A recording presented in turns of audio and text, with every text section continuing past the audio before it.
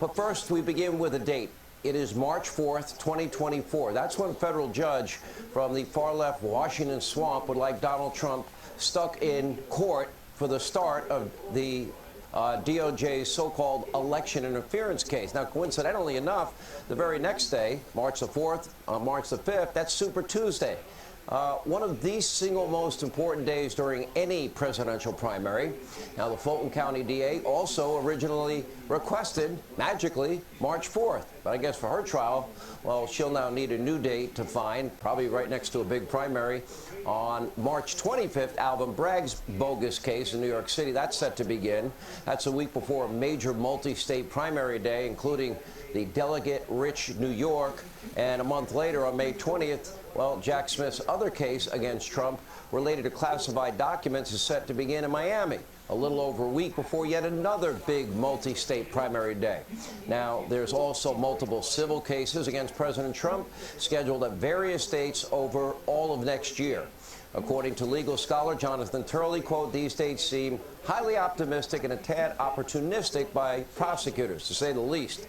Meanwhile, Harvard law professor Alan Dershowitz said the strategy is to get a quick trial, get Trump convicted in jurisdictions that are overwhelmingly anti-Trump, and then not worry about a reversal on appeal, because that would occur after the election. Oh, so where Trump has the best chance to defend himself on appeal, that would happen post-election. In other words, prosecutors are attempting to throw Trump in prison for interfering with an election. Well, looks like they themselves are looking to have an impact on an election, unless, of course, you believe these dates are just simply by accident and a mere coincidence.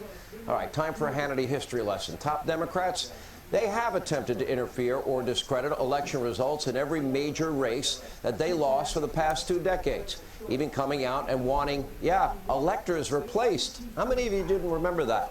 And yet no Democrat has been charged with a single crime.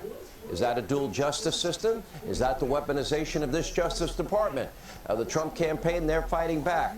A new 10-minute highlight reel showing a lot of this election interference. Let's begin in 2000. Just a few of the examples on the tape.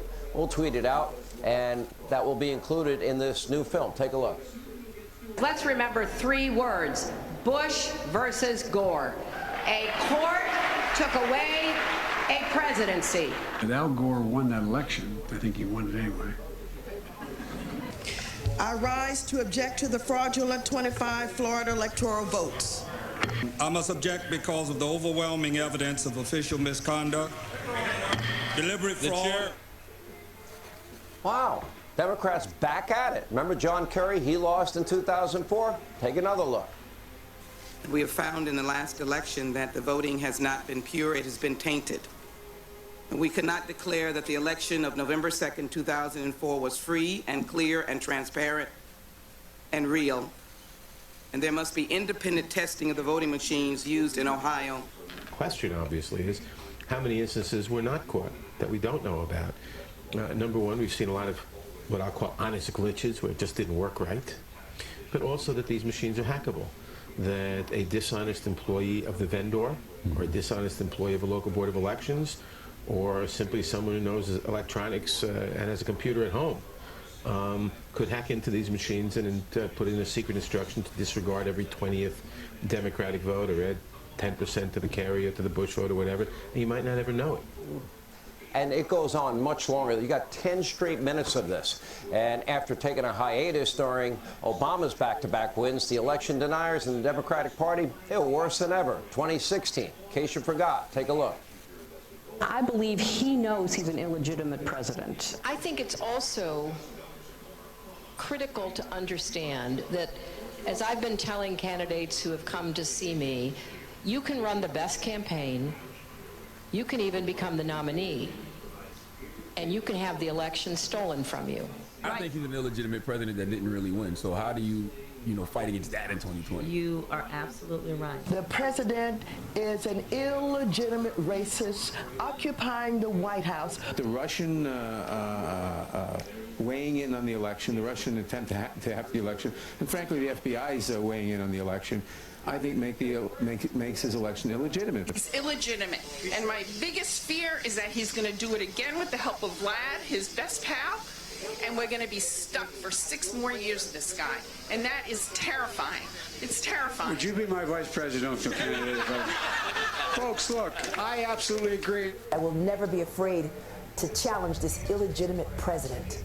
I don't see the president-elect Turn that sound down as a a little bit. legitimate president. Mr. President, I object to the certificate from the state of Alabama on the grounds that the electoral votes were not, under all of the known circumstances, regularly given, and that the electors were not lawfully certified, especially given the confirmed and illegal activities engaged by the government of Russia designed to interfere with our election. I have an objection because 10 of the 29 electoral votes cast by Florida were cast by electors not lawfully certified. Mr. President, I object because people are horrified. Thank you, Mr. President. I object to the certificate from the state of North Carolina. I object to the 15 votes from the state of North Carolina because of the massive voter suppression. And in 2018, even more bad behavior from the Democratic Party after Stacey Abrams lost in Georgia, and she just refused to concede. To this day, she's not conceded. Take a look. This is not a speech of concession. Was the election in Georgia statewide a free and fair election? It was not a free and fair election. We had this little election back in 2018, and despite the final tally and the inauguration and the situation we find ourselves in, I do have one very affirmative statement to make. We won. What I believe was a stolen election, and I'm not saying they stole it from me, they stole it from the voters of Georgia. So apparently election denial is perfectly fine if you're a Democrat in America, and election interference is fine if you're a member of the federal government, as long as you're going after Donald Trump. The weaponized, politicized DOJ has now blatantly, seemingly, especially with the FBI, and we know, interfered in every presidential election starting in 2016.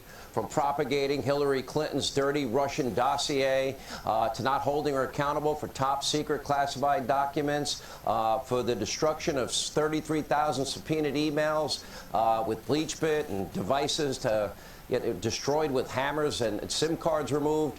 And then, of course, 2020, pre-bunking the very real Hunter Biden laptop story. That was the FBI meeting weekly, the DOJ's FBI meeting weekly with, in fact, big tech. Wow, amazing. Anyway, to now be charging President Trump with dozens of obscure crimes, scheduling trials as the election is ramping up. They waited 2.5 years until what? Till the beginning of the election to finally bring these cases to trial, and they want to give the Trump team 6 months to prepare for 4 trials. Biden staffers even reportedly meeting with special counsel Jack Smith aides before Trump indictment. I thought the DOJ was supposed to be independent. Can someone explain that meeting to us? Now, if Trump ends up being the GOP nominee, he will be severely restricted, if this schedule remains, from campaigning. If he has to be in court every day or every other day. It's almost like a campaign contribution to Biden from Biden's own DOJ, part of his own executive branch, and a few other liberal prosecutors around the country.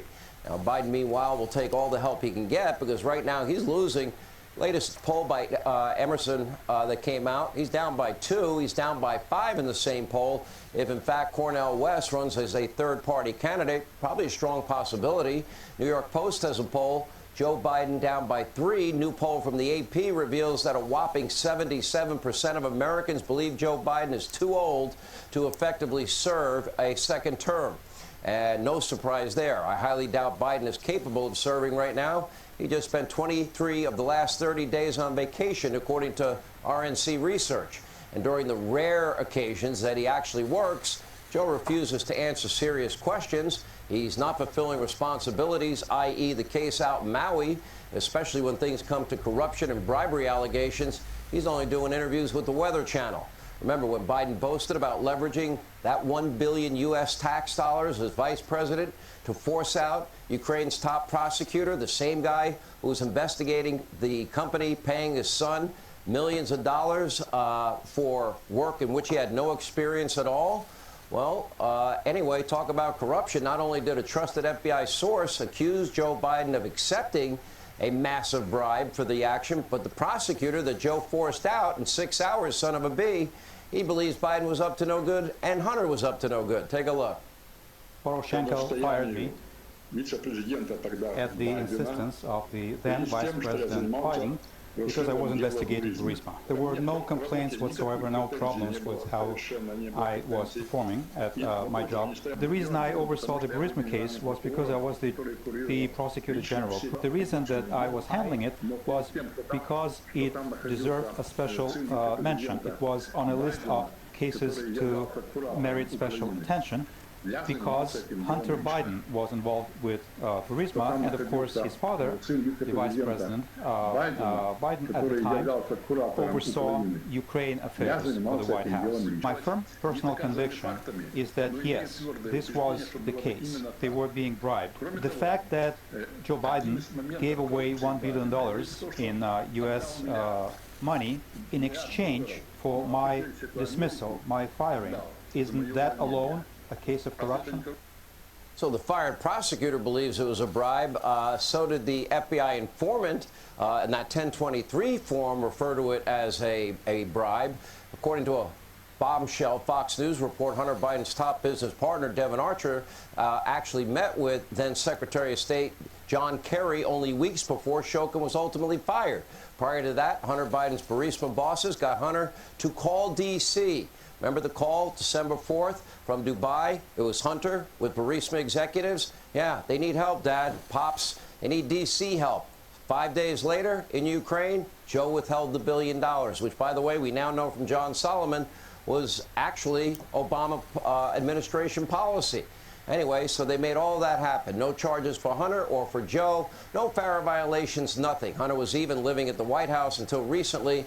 Not a care in the world after successfully reducing his child support payments by 75% for his daughter in Arkansas.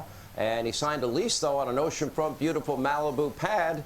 And according to the Daily Mail, it's $15,800 a month and $16,000 a month that the Secret Service have to pay to rent a house nearby.